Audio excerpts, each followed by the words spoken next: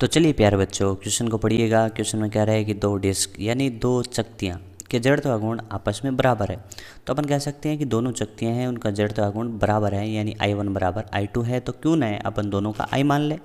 ठीक है, I मान लिया। अपनी अपनी नियमित अक्ष जो इनके समतल के लंबवत है, चक्रिका के केंद्र से होकर गुजरती है, यानी एक एक्स की बात कर रहा है कि परितय क्रम से पहले वाली ओमेगा 1 से घूम रही है और दूसरी ओमेगा 2 से घूम रही है। अब क्या करते हैं कि इनको एक दूसरे के सम्मुख इस प्रकार कांटेक्ट में लाते हैं, यानी एक दूसरे के ऊपर रखते हैं, तो इसकी घूर्णन अक्ष संपाती हो जाती है, यानी घूमते हुए इनको एक दूसरे के कांटेक्ट में लाते हैं। यानी अपन ऐसा सोच सकते हैं कि पहले डिस्क कुछ ऐसे थी, दूसरी डिस्क कुछ ऐसे थी और अपनी एक्स के सापेक्ष ऐसे और ऐसे घूम रही थी। अब क्या करते हैं कि पहले डिस्क ऐसे अपनी एक्स के सापेक्ष घूम रही है, तो इसके साथ जो दूसरी डिस्क है उसको कांटेक्ट में लाते हैं और कांटेक्ट में लाने के बाद इसको ऐसे इसके साथ ऊपर रख देते हैं। ठीक है, तो संपाती हो जाती है। संपाती होने का मतलब एक्स एक ही हो जाती है। तो इस प्रक्रम में ऊर्जा से के लिए व्यंजक क्या होगा। पहले अपन डेरिवेशन सीखते हैं कि फिर उसके बाद अपन डायरेक्ट देखेंगे कि कैसे इस आंसर को अपन डायरेक्ट याद रखेंगे। तो पहले थोड़ी मेहनत की जाए। चलिए मेहनत करते हैं। तो अपन कहेंगे कि इस केस में अपन कहेंगे कि भाई जो ऊर्जा होगी वो गतिज ऊर्जा में हानि होगी।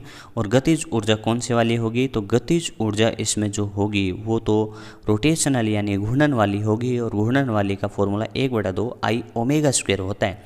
तो लेकिन 1/2 I ओमेगा स्क्वायर होता है, लेकिन इस केस में ओमेगा इनिशियल और ओमेगा फाइनल चाहिएंगे। तो इसी के लिए पहले अपन काम कर देते हैं। तो अपन लिखते हैं कि कोणीय संवेग संरक्षण से कोणीय संवेग संरक्षण से तुम जानते हो, पहले देखिए इसका जड़त्व गुण I, इसका जड़त्व गुण I, ये कितने से घूम रही है, ओमेगा 1 से। ये कितने से घूम रही है, ओमेगा 2 से। तो बताइए कि अपन कोणीय संवेग संरक्षण से कह सकते हैं कि L initial equals to L final. तुम कह सकते हो L इनिशियल इस वाली का होगा I ओमेगा 1 प्लस उसका होगा I ओमेगा 2। अब देखिए ध्यान से, अपन कह सकते हैं यहाँ पे दोनों एक साथ घूम रही है, तो टोटल I प्लस I, यानी अपन कह सकते हैं कि टोटल जड़त्व गुण हो गया 2I। और दोनों की दोनों एक ही कोणीय वेग ओमेगा से घूम रही होगी। इसी को अपने को फाइंड करना है, तो यहाँ पे लिख सकते हैं 2I ओमेगा। सब समझदार बच्चे हैं, जब ओमेगा फाइंड करने जाएंगे तो कह सकते हैं I से I कैंसिल आउट हो गया और यहाँ पे ओमेगा का वैल्यू आया omega 1 plus omega 2 divide by 2। तो इस तरीके से ओमेगा का वैल्यू यहाँ पे अपने को फाइंड करने को मिल गया। ठीक है, चलिए ओमेगा का क्या यूज़ करेंगे। तो इसके लिए अपन कह सकते हैं कि काइनेटिक इनिशियल लिख लें, यानी प्रारंभिक गतिज ऊर्जा। काइनेटिक इनिशियल तो 1/2 I1 की जगह ओमेगा 1 का होल स्क्वायर पहले की हो गई, इसी तरीके से दूसरे की भी हो गई। ये आपकी इनिशियल हो गई। इसी तरीके से काइनेटिक फाइनल की बात करें तो सब कह सकते हैं कि काइनेटिक फाइनल इस केस में होगा 1/2। बताइए इस केस में आप क्या बोलोगे, पहले और दूसरे मिला देते हैं तो टोटल जड़त्व गुण हो गया 2I और ओमेगा से घूम रही है। लेकिन अब इस ओमेगा को ओमेगा नहीं रखेंगे, नहीं तो ये सोल्व नहीं होगा, तो इसको रिप्लेस कर देंगे। तो 2 ने 2 को मार दिया, I बचा और इस ओमेगा की जगह रख सकते हैं कि ओमेगा 1 प्लस ओमेगा 2 का होल स्क्वायर। ठीक है, अब अपने को फाइंड करना था लॉस। तो अपन कह सकते हैं कि काइनेटिक एनर्जी में हानि। काइनेटिक एनर्जी में हानि, तो हानि फाइंड करनी है तो उसका फॉर्मूला होगा काइनेटिक इनिशियल में से काइनेटिक फाइनल घटा दो, पता लग जाएगा कितनी हानि हुई। तो काइनेटिक इनिशियल सब समझदार बताएंगे, ये रखेंगे। तो 1/2 I ओमेगा 1 का होल स्क्वायर, 1/2 I ओमेगा 2 का whole square minus kinetic final. इसको मैं थोड़ा सा सॉल्व कर देता हूँ। इस 2 को बाहर ले आते हैं। ठीक है, नहीं बाहर नहीं ले आते हैं तो ऐसे ही रख लेते हैं। अपन कहेंगे I का I रह जाएगा। यहाँ पे देखिए ओमेगा 1 का होल स्क्वायर ओमेगा 2 का whole square plus 2 omega 1 into omega 2/4। देखिए अब क्या कर देते हैं, यहाँ पे थोड़ा सा कॉमन ले लेते हैं। कॉमन क्या लेंगे, तो कॉमन लेंगे यहाँ पे 1/2I। तो यहाँ पे बचा ओमेगा 1 का होल स्क्वायर, यहाँ पे बचा ओमेगा 2 का होल स्क्वायर। लेकिन यहाँ पे क्या बचेगा, यहाँ पे देखिए 1/2 तो यहाँ से आ जाएगा कॉमन। तो अपन कहेंगे कि ओमेगा 1 का होल स्क्वायर डिवाइड बाई 2। ये देखिए ये और I/2 तो कॉमन आ गया, एक 2 नीचे बच गया, माइनस अंदर जा रहा है तो इस वजह से ओमेगा 2 का होल स्क्वायर। लेकिन यहाँ पे देखिए यहाँ पे पहले से 2 अवेलेबल है तो ये 2 से 2 मर जाएगा, तो ओमेगा 1 इंटू ओमेगा 2। अब इसको सॉल्व करो, तो इसको सॉल्व करेंगे तो अपन कह सकते हैं कि यहाँ पे आएगा 1/2 आई का आई। कैलकुलेशन थोड़ी सी लंबी है बट धैर्य रखें। ओमेगा 1 का whole square divide by 2 omega 2 का होल स्क्वायर डिवाइड बाई 2। इसको इसमें से माइनस कर दिया और माइनस यहाँ पे आ रहा है मेरा ओमेगा 1 इंटू ओमेगा 2। अब देखिए अपन क्या कर देते हैं, यहाँ पे 2 एलसीएम ले लें। एलसीएम लेने के बाद जब इसको अपन यहाँ पे लिख रहा हूँ, ध्यान से देखिएगा, अपन कहेंगे कि 1/4 आ जाएगा एलसीएम लेने के बाद, वो बाहर आ चुका है।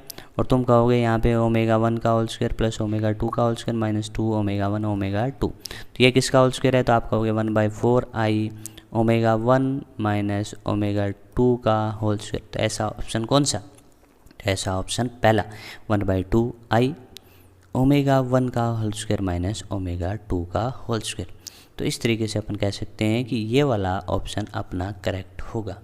ठीक है, तो इस तरीके से अपन ने इसका डेरिवेशन किया। डेरिवेशन में अपन ने देखा कि काइनेटिक एनर्जी में जो लॉसेज होते हैं वो kinetic initial minus kinetic final होते हैं।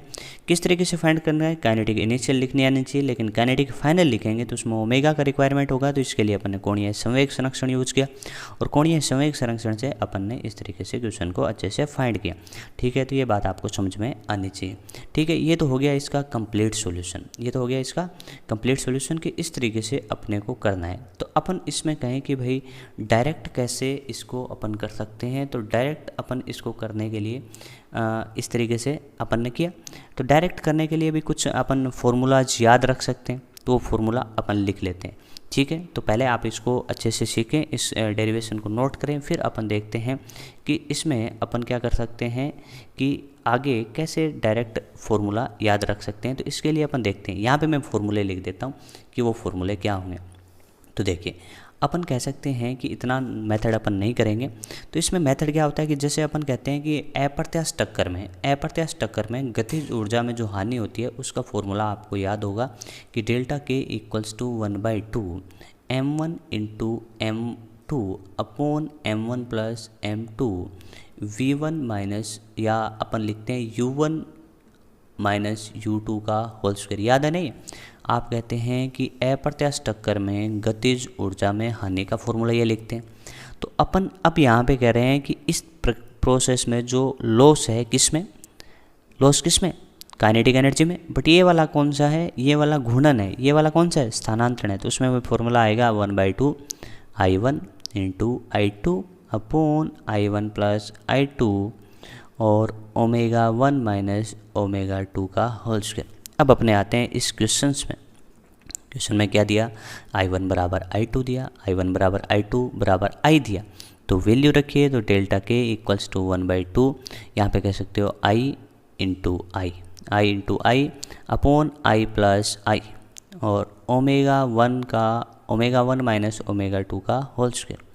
तो हम कह सकते हो यहाँ से जो आंसर आ रहा है 1/4, ये देखिए आई स्क्वेयर अपॉन 2i। तो इसको सॉल्व करेंगे तो ये तो 4 तो इधर चला गया, तो यहाँ पे i ओमेगा 1 माइनस ओमेगा 2 का होल स्क्वायर। तो ये आसान पड़ता है, बट ये ध्यान रखना पड़ेगा कि इस तरीके से ये तो क्या होगा अपना, इसमें लॉसेज होगा, किसमें, घूर्णन वाले केस में, बट ये किस में होगा अपना, ये वाला अपना होगा स्थानांतरण यानी टक्कर में, ये होगा टक्कर में, ये होगा घूर्णन में। तो ये ध्यान रखें आप ना, और ये ध्यान रखेंगे तो आपकी लाइफ बड़ी आसान रहेगी और क्वेश्चन आसानी से कर सकते हैं। ठीक है, तो ये अपने डेरिवेशन भी सीखा और इसका डायरेक्ट मेथड भी सीखा। अब इसको नोट कीजिए।